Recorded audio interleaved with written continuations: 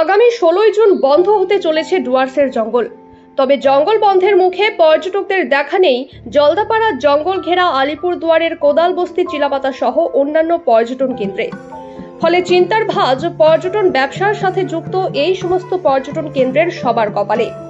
এবছর জঙ্গল বন্ধ হওয়ার মুখে আলিপুরদুয়ারের পর্যটন কেন্দ্রগুলিতে পর্যটকদের সংখ্যা অনেকটাই কম বলে দাবি পর্যটক ব্যবসায়ীদের।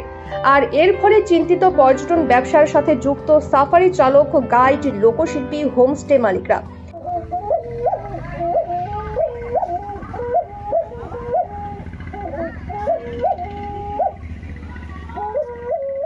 এবছর গরমের ছুটিতে পর্যটক আসেনি বললেই চলে। আর একদিন বাদে 3 মাসের জন্য বন্ধ হয়ে যাবে জঙ্গল। আর জঙ্গল বন্ধ হওয়ার মুখে পর্যটকদের দেখা না মেলায় মাথায় হাত পর্যটন ব্যবসায়ীরা। তো সরকারি থেকে কোনো ভাতা সুযোগ সুবিধা?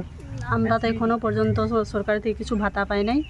আর আমরা 2016-23 করেছিলাম, ফর্ম ফিল আপ করেছিলাম, অডিশনও দিয়েছি, কিন্তু কিছু কারণে আমাদের সেটা হয় নাই। তারপরে এইবার আরো ইস্যু করেছি, হবে কিনা সেটা তো বলতে পারবো না। আপনারা কবে থেকে যুক্ত আছেন এখানে?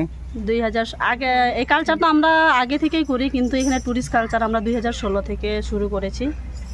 দীর্ঘ এত বছর থেকে আপনারা আছেন, কিন্তু আপনারা তো এখনো মানে সরকারি যে ভাতা কিছু পাচ্ছেন না? কিছু পাইনি। আচ্ছা, এখন কি টুরিস্ট কি আগের থেকে কম? আগের থেকে অনেকটাই কমে গেছে, কিন্তু আমাদের একজন হলে যতটা খাটনি করতে হয় 10 জন হলেও ওইটাই করতে হয়, কিন্তু আমাদের তো লোক বেশি, টাকা হয় না। কিন্তু আমরা এখন এটা কাজ করে যাচ্ছি, এখন ছাড়তেও পারি না।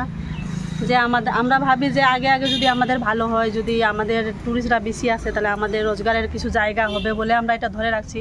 কিন্তু এখনো পর্যন্ত সেরকম রোজগারের জায়গাটা হচ্ছে না। কি কারণে হচ্ছে না বলতে পারবো না, কিন্তু টুরিস্টরা তো এখান থেকে অত বেশি আসে না। যেমন ওইদিকে মাদারির ওইদিকে যত হয়, আমাদের এখানে তো তত হয় না।